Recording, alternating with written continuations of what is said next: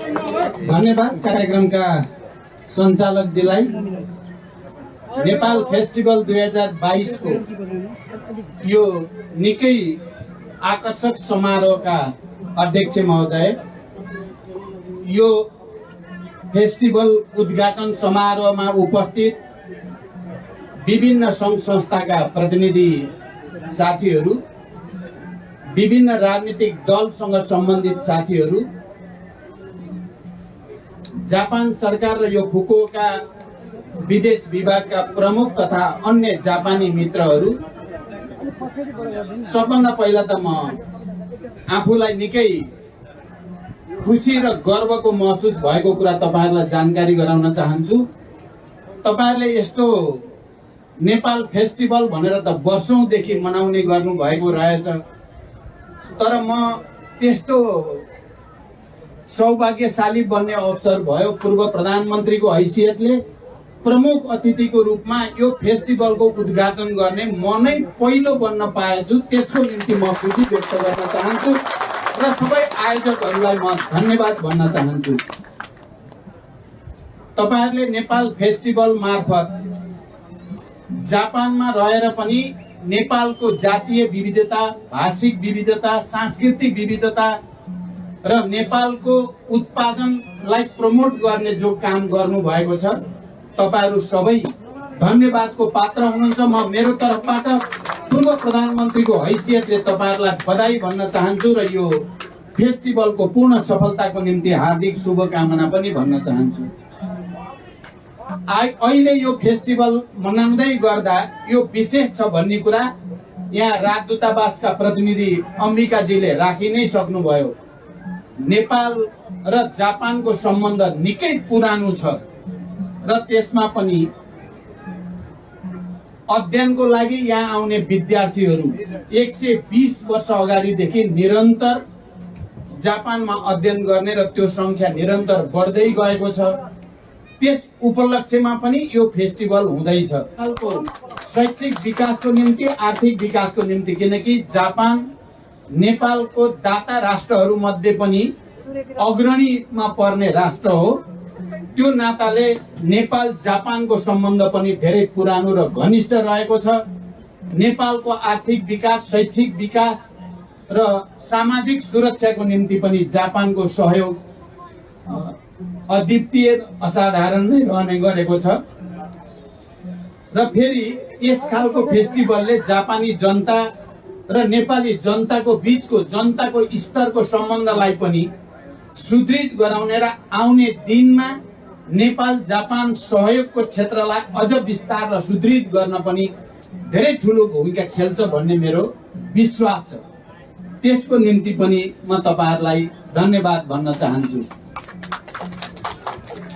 त्यति मात्रै होइन, नेपाल जापान सम्बन्धको दृष्टिले कुरा गर्दा जापानी एकजना महिला जुनको ताबई, जसले संसारको सबभन्दा अग्लो शिखर सगरमाथाको पहिलो आरोहण गर्ने महिलाको रूपमा विश्वव्यापी रूपमा स्थापित हुनुहुन्छ, त्यो नाताले पनि नेपाल जापान सम्बन्धको एउटा नयाँ आयामलाई व्यक्त गरेको छ।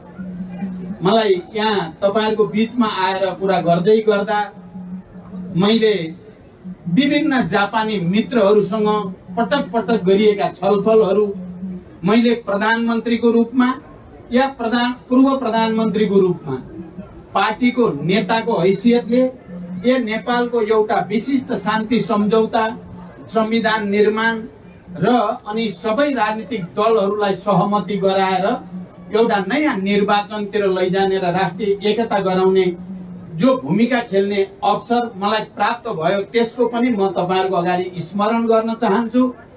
जसरी हामीले राष्ट्रिय एकता कायम गर्दै संविधान निर्माण गर्ने, राष्ट्रिय एकता कायम गर्दै निर्वाचन, लोकतान्त्रिक निर्वाचन प्रक्रिया अगाडि बढाउने र अहिले राष्ट्रिय एकता कायम गर्दै देशको आर्थिक विकास र समृद्धितिर हामी केन्द्रित हुन चाहेका छौं। यस्तो बेलामा तपाई जापानमा रहनुभएका झण्डै 1 लाख नेपालीहरूको भूमिका पनि निकै नै महत्त्वको छ भन्ने कुरा म तपाईहरुलाई भन्न चाहन्छु।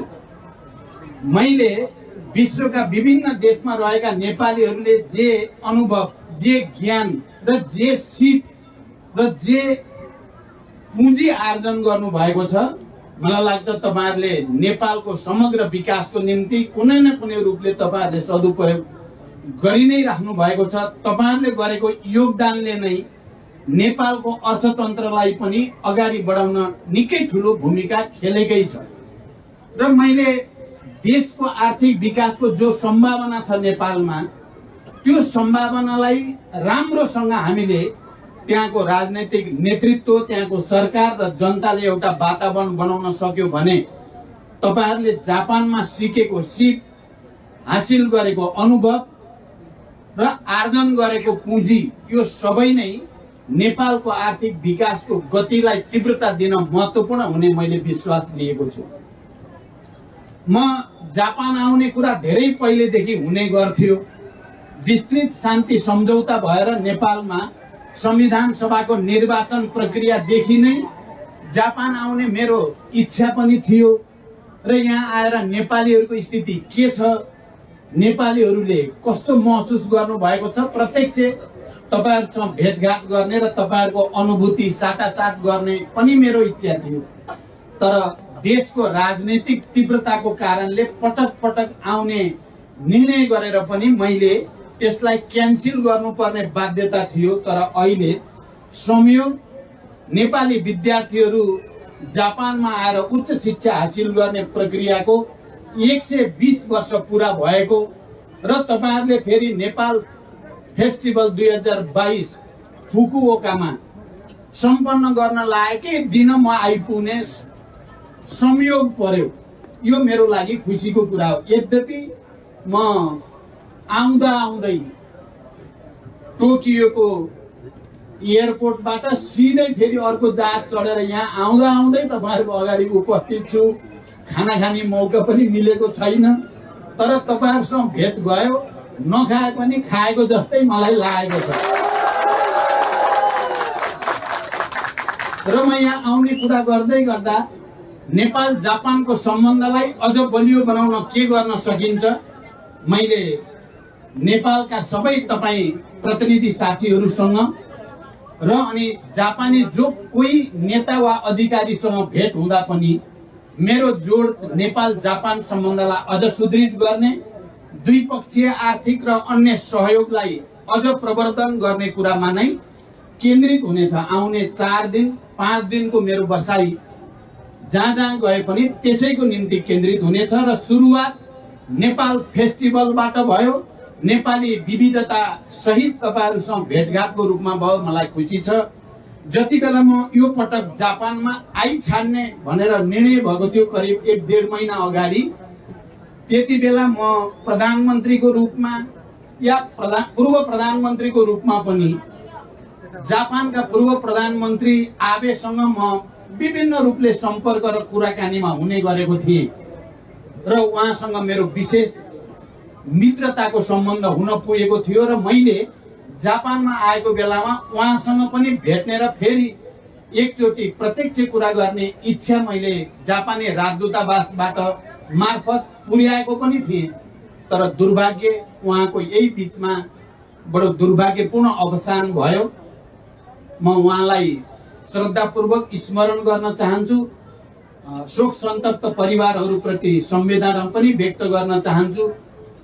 जापानमा दुर्लभ बडो हुनै नहुने घटनाको रूपमा त्यो घट्यो, हामी सबैलाई त्यसको दुःख छ। र फेरि पनि मैले अहिले लामो व्याख्या गर्नुभन्दा तपाईहरुलाई थाहा छ नेपालको परिस्थिति, हामी सबैको ध्यान जोड अहिले राजनैतिक स्थायित्व र विकास समृद्धितिर देशलाई कसरी लैजाने भन्नेतिर नै केन्द्रित छ। संविधान सभाको निर्वाचन भएर संघीय लोकतान्त्रिक गणतन्त्रको पहिलो प्रधानमन्त्री हुने बित्तिकै मैले देशको विकासको निम्ति भौतिक पूर्वाधारको विकास, त्यसको निम्ति सडक सञ्जालको विकास र विद्युतीकरण अनि पर्यटन र कृषिलाई प्राथमिकतामा राखेर अगाडि जान प्रयास गरेको थिएँ। तपाईहरुलाई यो पनि थाहा छ, दोस्रो पटक मैले प्रधानमन्त्रीको रूपमा ऊर्जा क्षेत्रमा हाम्रो लामो लोड सेडिङको मारबाट देशलाई मुक्त गर्ने र आज फेरि त्यो ऊर्जा मन्त्रालयको नेतृत्व गर्दै गर्दा देशले करोडौं र अरबौंको विद्युत बेच्ने ठाउँमा हामी आइपुगेका छौँ र हामी के विश्वास गर्छौँ भने छिटै नेपालमा निर्वाचन हुँदैछ। तपाईहरुलाई थाहा छ, स्थानीय तहको निर्वाचन सफलतापूर्वक सम्पन्न भएको छ। अब प्रदेश र संघको निर्वाचन हुँदैछ। प्रदेश र संघको निर्वाचन पछि अझ एउटा स्थिर र बलियो सरकार त्यहाँ गठन हुनेछ। जननिर्वाचित बलियो सरकारले अब ढिलो नगरी आर्थिक विकासलाई प्राथमिकतामा राखेर लानेछ।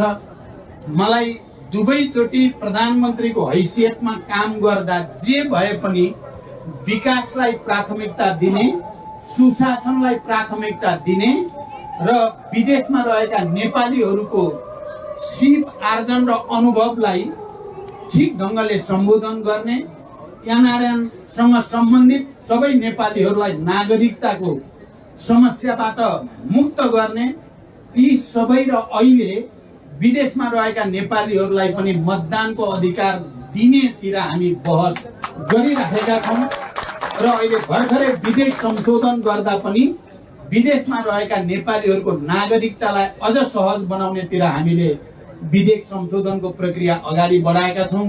म यिनै कुरा राख्दै र तपाईँ जापानमा बस्ने नेपालीहरू र जापान सरकार र जापानी जनताले नेपाल र नेपाली प्रति जो सद्भाव 120 वर्षदेखि नेपालको उन्नतिको निम्ति, नेपालको शैक्षिक जागरणको निम्ति देखाएको छ, त्यसको निम्ति फेरि एकचोटि हार्दिक बधाई र धन्यवाद भन्दै तपाईहरु सबैलाई पनि बधाई र शुभकामना भन्दै म बिदा हुन्छु। धन्यवाद, अभिवादन।